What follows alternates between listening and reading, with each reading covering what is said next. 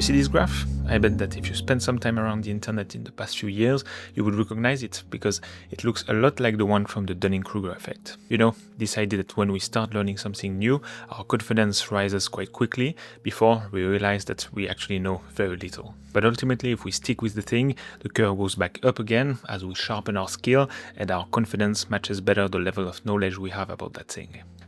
But this graph right here that I poorly drew in my little notebook is not the one from the Dunning-Kruger effect.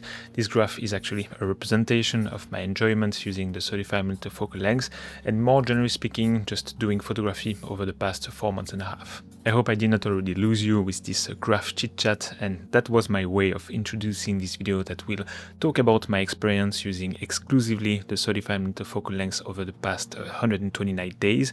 Yeah, I think it sounds better in days, a bit more impressive. So, 35mm, for me, it is really the king of the everyday lens. It is also one that is humbling and that will teach you many things about photography. And also, 35mm is quite like a 40mm, it's just better. There's loads of things I want to discuss in this video, but first, let's quickly come back to the graph to expand on each phase of the timeline. It was back at the start of November last year when I came back from Nagano, where I went on a pretty intense photography trip with my good friend Scott House. I used my 28 to 70mm zoom lens during our time there, and yes, it let me capture all sorts of shots and basically cover all my needs. For me, 28mm is wide enough, and I almost never go beyond 70mm on the long end. But I came back from that trip with a real feeling of fatigue from the zoom lens. It's just too many options, and it's really a blessing and a curse to have that much versatility. So I decided that I would embark on the challenge of using only my 35mm lens for an undefined amount of time. I thought it would maybe last 1 or 2 months, but we are now more than 4 months into it, and I'm thinking of actually pushing this for a little longer. But it was not all sunshine and rainbows all the time. My first outings after the start of the challenge were very exciting. Confidence, enjoyment, and fun level were at the top. Not having to question what lens to shoot with makes the process of actually going out so much easier, and then once you're in the flow of shooting, not being overwhelmed with all the possibilities a zoom lens brings was very liberating. It was really narrowing down my vision and my focus in a good way, and I really embraced the limitations. But this unfortunately was quite short-lived. Quite quickly after this honeymoon phase, the dip happened, and I started being quite bored of shooting only at that 35mm focal length. The coin really kind of flipped, and instead of appreciating the freedom such simple setup was bringing me, I was starting to focus only on the limiting aspects of it. The urge to grab my 50mm or even go back to my zoom lens started to creep in, and let's admit it, in photography it's fun to switch things around, experiment with different techniques, different gear and different focal lengths. But this, I think, hinders the chances of making some sort of meaningful work or doing progress on your understanding of how you enjoy doing photography or even develop your own style. Because when you have a girlfriend or a boyfriend, you should not swap it when you first encounter any sort of challenge in the relationship. In photography, with cameras and lenses, it is more accepted to change things around quite frequently, at least a lot more than switching partners like switching underwear. But if you just enjoy the honeymoon phase and switch around when it's done, you are just consuming and not even trying to build something meaningful. So as I pushed through this difficult phase, the machine booted up again and the curve reversed to find again the upward direction. And I really think that if you are able to honor your commitment, the enjoyment, the instinct and the confidence you have using a specific focal length will go back up, and the best thing is that it stays up and quite stable. That's where it differs from the peak you may have in the early stages, so I'm happy to have pushed through and be in a position where I don't even question the lens I'm going to use. I want to shoot with the 35 and only the 35 now. This really has brought clarity and simplicity in my photography practice, which lets the focus be everything but the gear now. Also, using 35mm exclusively for that period of time was giving me a personal, living proof that it's really the king of the everyday lens. It's very natural, it's wide enough to capture larger vistas of maybe a good light pattern in my city of Hiroshima or a scene I first explored during my travels. But it's also tight enough to bring some structure and not overwhelm your compositions without being as claustrophobic as a 15mm, for example, so it's really just the sweet spot. And I think it's perfectly suiting my style of photography, as I'm rarely in the middle of the action where a 28mm might work better, and still it gives me the width to document my explorations and the landscapes I witness. But I think the everyday label we give to the 35mm really proves itself is when you're at a cafe or at the pub at the end of the shooting day, you want to take a photo of your friend, and 35mm is great for that.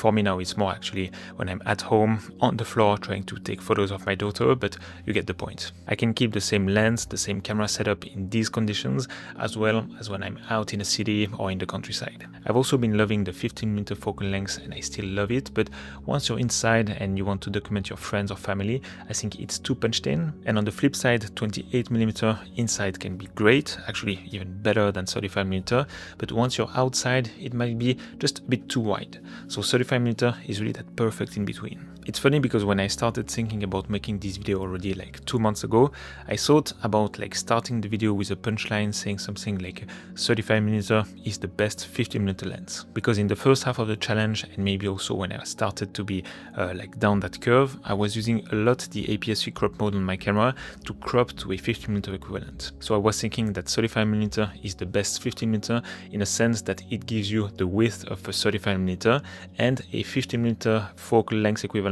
at the push of a button. Because with today's cameras and sharp lenses, you can really get super files even when you use the crop mode and lose a bit of resolution. But going into the second half of the challenge, as I noticed that I was relying less and less on the crop mode, I decided to scrap that idea. But still, I maintain my point and I see no issues with using the crop mode from time to time to have more reach, or when you want to get more like abstract compositions or detail shots. So when we take all that into consideration, I think that 35mm is versatile enough to be a very good documentary lens and also a decent fine art lens, if that makes sense. Especially in the street photography scene, there is this distinction between documentary and fine art, and I think I am still at a time in my photography practice where I enjoy doing both, and the fine art side of the spectrum is usually done with like tighter lenses. So once again, 35mm is a perfect solution to satisfy my desire to do both without having to switch lenses or using a zoom. I'm just making a quick break to talk about today's video sponsor, PicDrop. PicDrop is really the platform to share, present, and deliver photos in a clean and professional way,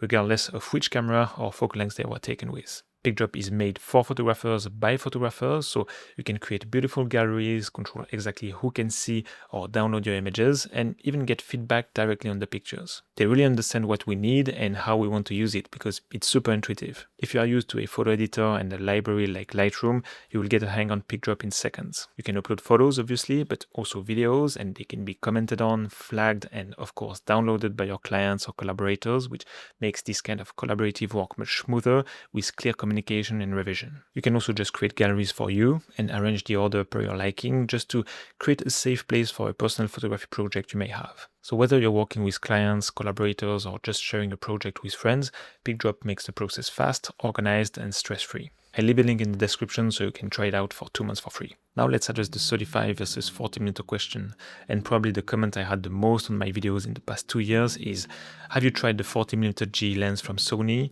Why don't you use a 40mm, or should I get the Zeiss 35mm or the Sony 40mm? And I get it, especially that Sony 40mm G lens is very popular for the price. It's amazing, it's razor sharp, weather sealed, it's light, it has an aperture ring. There is everything to love about this lens. So much so that I'm quite frustrated that Sony did not make a 35mm G lens. The only comparable native option is still this Zeiss 35mm f2.8 that I absolutely love. It is missing the weather sealing, the aperture ring, and the flare management is not the best, but just because I like 35mm better, I am not really considering that 40mm lens as a long-term option. But I have to admit that a good chunk of my photos taken at 35mm have a bit of cropping in post. Some are cropped maybe 2-3% just to level things out, and some are cropped more and probably very similar to a 40mm focal length. But just having that extra width gives you more room in tighter spaces, but also more room to correct the micro composition mistakes you do while shooting. I feel like with a 40mm I would just end up with so much more shots that would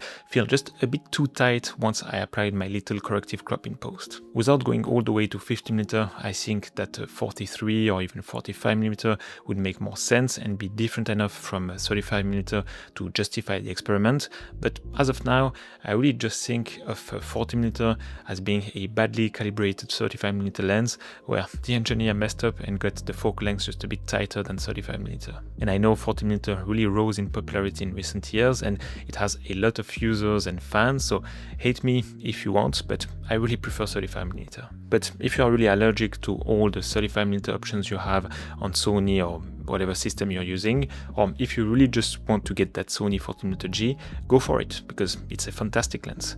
But I will always recommend a 35mm over 40mm. That's just my opinion. Another thing I like about 35mm, and it is something I already found out a few years back when I decided to use 35 more regularly, it's just how neutral it looks. It gives you no trick like an ultra-wide perspective or a high compression from a telephoto lens. There's nothing to mislead you into thinking you got a good shot while you didn't. When I first started taking photography more seriously, I loved using a 85mm to play with compression and bokeh, things and effects that you cannot typically get from a cheap camera setup or your phone. So just the fact that I could get photos that looked different and nothing like what I'd taken before made me believe that those photos I got were good photos. I can tell you now, most of them were not. And with a 35mm, there's none of that. It's a very humbling lens because you need to capture a special moment, or you need to nail your composition enough to make your photos interesting. And that also applies to 40mm, as they are quite similar in width and compression, or lack thereof. That's why, despite all the opinions on a camera like the Fuji X100s, I would always recommend it. Not because it's a Fuji, and not because it has great colors and you could avoid editing photos, simply because it's a fixed 35mm lens camera with a viewfinder. Of course, you can do the same with the Sony or any other cameras that lets you change lenses by simply not changing lenses, but just not having the option to switch can possibly refrain you from trying another lens and really spend some time with one focal length, in that case 35mm, and learn so much about photography. Lastly, I think that sticking to one focal length for a long period of time is really the fast track to developing your own style. There's just much more figuring out that you have to do when you use only one lens. When using a zoom with all the possibilities it gives you, it's easier to fall back on what you have seen before in books or on social media and doing the same stuff as other people. When you see that you cannot take a super telephoto shot of a narrow street in Tokyo because you only have a 35mm, you try something else. You move, you adapt, and may find things that are more interesting to shoot. Also, if you spend a decent chunk of time documenting a place with one focal length or a limited range of focal lengths, you will produce a body of work that is more cohesive and that coexists better than having a 24mm shot followed by an 85mm shot, and so on and so forth. I am sure by now at this stage of the video you may be curious about the lenses and different setups I used during that time, and I used quite a bunch of different setups, starting with the good old 35mm f2.8 Zeiss that I usually pair with the Sony a7C II. It's just such a powerful, versatile setup with a lens that has a nice contrast and a bit of character. Then I also tried the 35mm f2.8 from Tamron and made a video about it. It's a good option too, but quite a bit slower to focus than the Zeiss, and I don't need the macro capabilities of that lens, so I sold it. But looking back at some pictures I got with it now, I quite like the rendering you get with that lens, so I would still easily recommend it. Then I also got the Fuji X100VI that I heavily used since I bought it. Not because I plan on switching to it completely, not even to get a chance at reaching another audience here on YouTube, just because I was curious, and to give it a proper shot, I used mainly this camera since I got it. But recently I also placed my a7 IV with the Sigma 35 f2 in my living room to document the everyday life and the growth of our daughter. By the way, it's such a good trick if you want to take more photos of your family and document more, but this lens is a bit on the heavy side and not the one I would be happy to wear all day outside compared to the Zeiss. But I really love the images you can get with it, and the feel of that aperturing is super satisfying. And finally, I recently went to Kyoto with a 35mm lens that is yet to be released, so I can't talk much about it, and this will have to wait until mid-April, but it really surprised me, and I absolutely love the images I got with it. They are full of contrast and with a bit of vintage character, so yeah, stay tuned for that. So in the end, there's not one best option, but I think you can go wrong with the Zeiss Sony setup, and it's usually pretty easy to find at a fair price. So what now? First, I hope that this video is making you consider going on a similar kind of challenge. If yes, that would be a success, and I'm sure you will not regret it. As for me, like I said before, I think I will push through. Looking at the curve from the graph, I am now at the best spot, really. I have a lot of fun with my 35mm, I feel no temptation to try something else, and became very accustomed to the focal length, what I can shoot with it and how. So I'm not really willing to try something drastically different, as it means going through a first few months of getting used to. I'm saying that, and I was quite harsh towards the 40mm focal length, but my next video will probably be about this new 7 Artisans 40mm lens. We're full of contradictions, aren't we? But I think once I tried that one and made the video, I will be back with a 35mm on my camera. So I hope that was somewhat helpful or entertaining to watch. Thanks for being here, watching and commenting. It really means a lot. See you soon. Bye-bye.